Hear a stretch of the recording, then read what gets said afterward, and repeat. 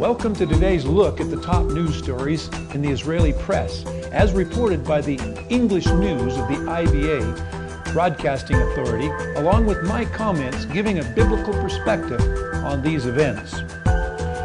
Senior Israeli government officials are watching the visit of a Syrian military delegation to Russia very closely. According to reports in the Russian media, the talks will focus on arms sales, including submarines, anti-aircraft missiles, the latest MiG fighter jets, and advanced surface-to-surface ballistic missiles. In the past 3 years, Syria has spent more than $3 billion on weapons, up from $100 million in 2002. Now, Israel is reportedly working diplomatically to prevent the arms sale, but so far it seems that if the money is right, the Russians, as far as the Russians are concerned, the deal will go through.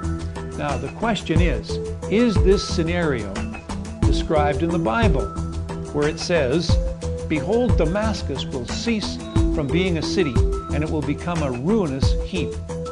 Isaiah 17:1. Syria's arms buildup in this way could be the very thing that triggers such an event. And another area of this question is, why is Russia so willing to sell Syria these arms in the first place?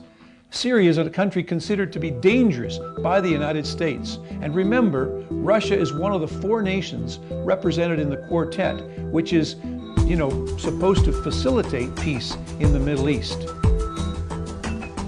Meanwhile, a senior Egyptian official said yesterday that Israel has accepted in principle a truce with Hamas in the Gaza Strip. The Israeli spokesman declined to confirm the report by saying, "As far as we are concerned, we can only indicate that the contacts are continuing."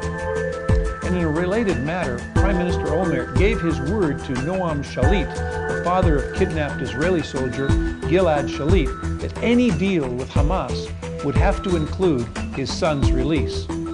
Hamas have said, however, that they will not be pressured on any point. So we can see how and if Egypt can actually work out a deal with Hamas on this issue. And remember, the Word of God says, discretion will preserve you, understanding will keep you, and to deliver you from the way of evil and from the man who speaks perverse things. That's found in Proverbs 2, verse 11 and 12. Now, good news. Perhaps the last group of Ethiopian Jews, called Falash Mura, are currently making their way to Addis Ababa in Ethiopia in order to be checked for eligibility to make Aliyah to Israel. These Falash Mura are descendants of the Ethiopian Jews who converted to Christianity in the 19th century. Activists are vowing to press on until every last member of the Falash Mura are allowed to return to Judaism and to the Jewish people. They are being encouraged to do so. The scenes of their assembling, of old and young, infirm and strong, mothers with little babies, pregnant women, to this common gathering place brings the word of God from Jeremiah chapter 31 alive. It says, "I shall gather them from the farthest parts of the earth, and with them the blind, the lame, the woman with child. A great assembly shall return here." That's to Israel. In my opinion, Israel is to be credited for taking in her lost Jews from all over the earth back to the biblical homeland, which fulfills prophecy. And there's one final point that I want to bring out, and that is a book burning down in a very small town in Israel, near Tel Aviv. And the problem is that this is a very dramatic gathering up of New Testaments by religious zealots. These New Testaments had been given out by Messianic Jews in the city to the Ethiopians in that city. And when this came to light, the young yeshiva boys went out and collected all these books and made a big fire in like an old-fashioned book burning.